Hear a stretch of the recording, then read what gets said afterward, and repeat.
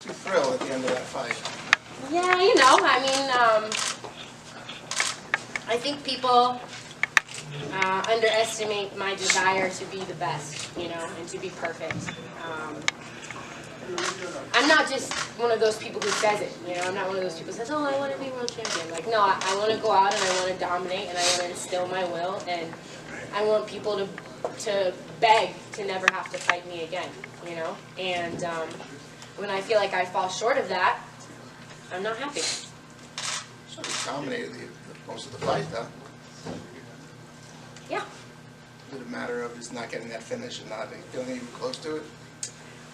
It wasn't even really like anything specific. I just I saw some holes in my game. I'm seeing them as the fight is happening, you know, and then I'm getting pissed off at myself because I'm seeing holes and I'm like, why are you doing this? And I had a little bit of anxiety, I think, just because the last minute opponent change, main event, little things, you know, a little bit of nervousness that I'm not used to. Like I said, I did judo for 20 years. I can count on one hand the amount of times I was like, oh, do I have this? Like, am I going to win? Like, no, I always believed that I was the best. So I just have to build that confidence. You know, I have to go out there and really, truly believe that no one deserves to be in the cage with me. And that comes from experience and comes from mat time and comes from trusting the process. And that's what I'm going to do. You know, I train at the best gym in the world with the best fighters in the world, with the best coaches in the world, and I'm going to trust the process and trust that this is what I'm meant to do.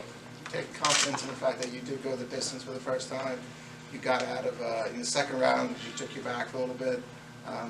You know, you got out of that pretty easily, reversed it into a dominant position. Did you get the confidence from that? Yeah, I mean, it's so funny. You know, my coach, Mike Brown, is like, you know, we laugh at him and make fun of him and call him paranoid. But even in this camp, he was having me go over all of these weird, like, in practice, I almost never get my back taken. In practice, I almost never get submitted. I almost never get, I'm usually always on top, you know, just ground and pound, beating the crap out of people. And he was like, all right, well, let's start in the front head. Let's start here. Let's start there. Like, always putting me in these really crappy positions, and one of them was with someone on my back. And the number one thing he says is you need to relax, you need to stay calm, you need to keep a hand in there, and just find an opening. She'll make a mistake, find an opening. And thank God we drilled it, because that's exactly what happened in the fight. So, no, I'm confident. I truly believe that, like, this is just the beginning for me. And the good news is I have a lot of areas to improve on, and if I'm still winning with all of this improvement I can make, imagine how scary I'm going to be by December 31st. Kayla, your opponent switch affect you, Kayla? You know, I didn't really, I kept telling myself, I don't care, it doesn't matter. But she has a lot of experience, and I think she came out way more relaxed than I was. You know, and like, Josette was 8-1 or something like that. You know, she had 9 fights. But Larissa was just very composed, and I was surprised by that, and she seemed really game. You know, there were a couple times where I was hitting her on the ground, and I was like, God, just open your guard already, you know, like, but, did you happen to see the other lightweight matches that were happening, and if so, what? I only caught one of them, the Bobby Joe and Gina, is that how you say it? Fight. I didn't catch the other ones. What was the second part? Yeah, I think it was Gina Rubin was the name? Fabian. Yeah, good fight. It was interesting for me to watch because I felt like they're both 6 feet tall, and then they were going into the clinch a lot, and I was like, I don't know, I thought they would want to strike, but they're both southpaws, so maybe they're not used to fighting other southpaws. Just an interesting fight. I thought my follow-up was going to be then what you thought of Sarah Kaufman. I was warming up. You know, she was just a couple fights before me, so I was in the middle of my warm-up. But I heard she won by first-round submission. Good for her.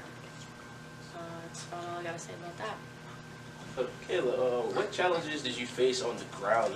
Like you said, she had a very strong guard, and I know you were dominating and trying to pass it, but she kept trying to get you in a triangle, armbar. Yeah, like I said, Mike Brown is paranoid, so he put me in triangle and you know, all of those different positions 100 times before this fight. So I was never really worried that I was going to get submitted. I was more just frustrated because I was like making stupid mistakes, you know, like getting caught back in, you know, side or half guard when I was trying to go to mount, and like just not really controlling her as well, not having as effective punches as I should have had. You know, just these little mistakes that I shouldn't be making. You know, there are a couple submissions I could have gotten. I've been working really hard on a very specific submission that I'm starting to get all the time in practice, but it's different when it's live, you know, and they're all sweaty and you're barely, you know, you're wearing hardly any clothing and it's slippery and it's just different.